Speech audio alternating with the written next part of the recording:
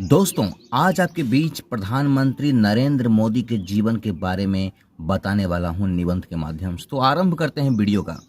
नरेंद्र दामोदर दास मोदी भारत के वर्तमान प्रधानमंत्री एक ऐसे व्यक्तित्व हैं जिन्होंने अपनी मेहनत, लगन और दूरदर्शिता से न केवल अपने जीवन को नई ऊंचाइयों तक पहुंचाया, बल्कि भारत को वैश्विक मंच पर एक मजबूत पहचान भी दिलाई।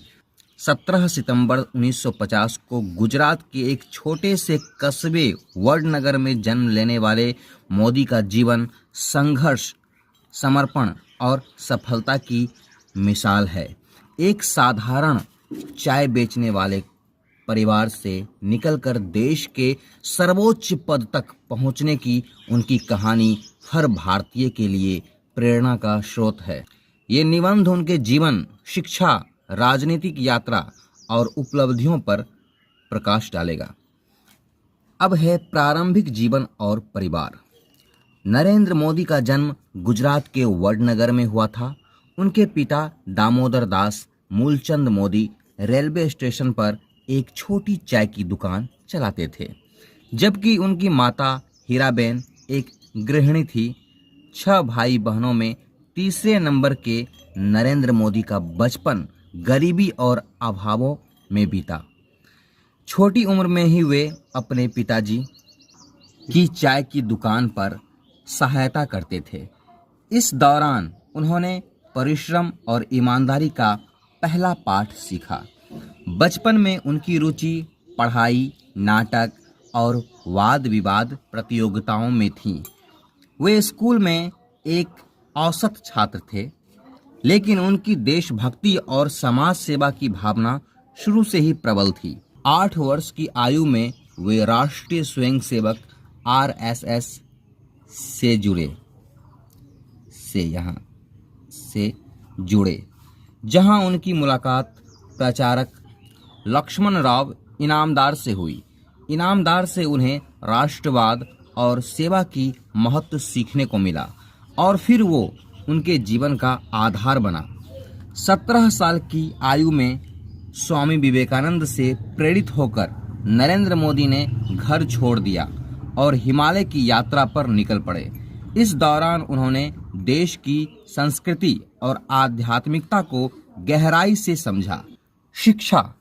नरेंद्र मोदी ने अपनी प्रारंभिक शिक्षा वडनगर विद्यालय से यानी अपने स्थानीय विद्यालय से पूरी की।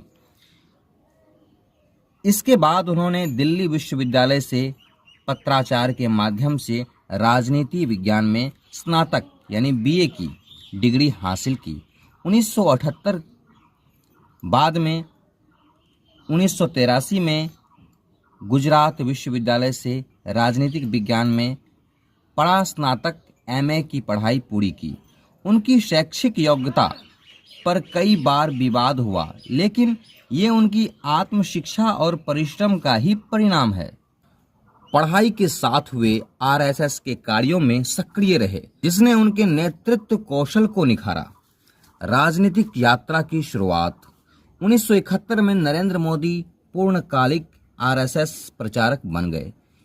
इस दौरान उन्होंने संगठन के लिए गुजरात में काम किया और आपातकाल के दौरान भूमिगत रहकर लोकतंत्र की रक्षा के लिए संघर्ष किया।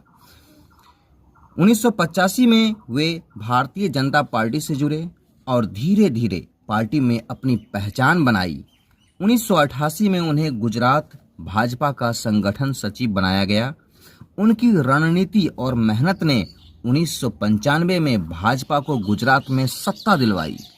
1995 में वे राष्ट्रीय सचिव बने और कई राज्यों में पार्टी संगठन को मजबूत किया। 2001 में जब गुजरात के तत्कालीन मुख्यमंत्री केशुभाई पटेल का स्वास्थ्य बिगड़ा, तो उसके बाद भाजपा ने नरेंद्र मोदी को मुख्यमंत्री की जिम्मेदारी सौंपी।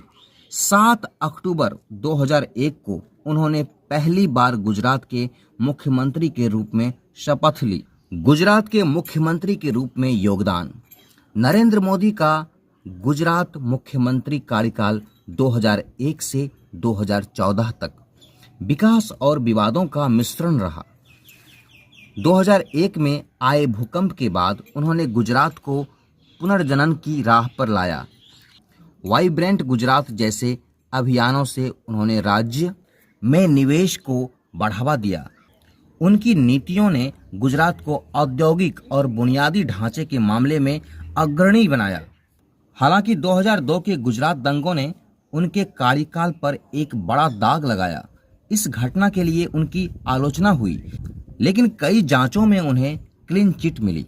उनके नेतृत्व में गुजरात ने शिक्षा, स्वास्थ्य, बिजली जैसे क्षेत्रों में प्रगति की। 2014 तक वे गुजरात के सबसे लंबे समय तक सेवा करने वाले मुख्यमंत्री बन चुके थे। भारत के प्रधानमंत्री के रूप में योगदान। 2014 के लोकसभा चुनाव में भाजपा ने नरेंद्र मोदी को प्रधानमंत्री पद का उम्मीदवार बनाया। अच्छे दिन आने वाले हैं के नारे के साथ उन्होंने देश भर में जोरदार प्रचार किया। भाजपा ने 282 सीटें जीती और 26 मई 2014 को नरेंद्र मोदी ने भारत के 14वें प्रधानमंत्री के रूप में शपथ ली। वे आजादी के बाद जन्मे पहले प्रधानमंत्री थे। उनके पहले कार्यकाल में make in India, digital India और स्वच्छ भारत अभियान जैसे कार्यक्रम शुरू हुए। 2016 में नोटबंदी और 2017 में जीएसटी जैसे बड़े आर्थिक सुधार लागू किए। 2019 में वे दोबारा भारी बहुमत से जीते और 30 मई 2019 को दूसरी बार शपथ ली। इस कार्यकाल में नागरिकता संशोधन कानून CAA और अनुच्छेद 370 को हटाने जैसे निर्णय चर्चा में रहे। 2024 में तीसरी बार लोकसभा चुनाव जीतकर उन्होंने 9 जून 2024 को शपथ ली। ये उपलब्धि उन्हें भारत के प्रथम प्रधानमंत्री जवाहरलाल नेहरू के बाद लगातार 3 बार पूर्ण बहुमत से जीतने वाला दूसरा प्रधानमंत्री बनाया।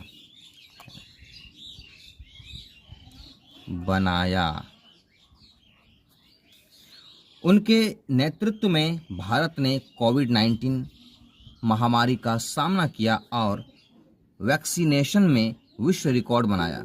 उनका जीवन सादगी और अनुशासन का प्रतीक है। उनकी मेहनत, दृढ़ संकल्प और देश सेवा की भावना ने उन्हें जनता का सबसे प्रिय नेता बनाया। चाहे प्रशंसा हो या आलोचना, वे अपने लक्ष्य से कभी नहीं डिगे। उनका जीवन ये सिखाता है कि कठिनाइयों के बावजूद सही दिशा और मेहनत से कोई भी अपने सपने को सच कर सकता है।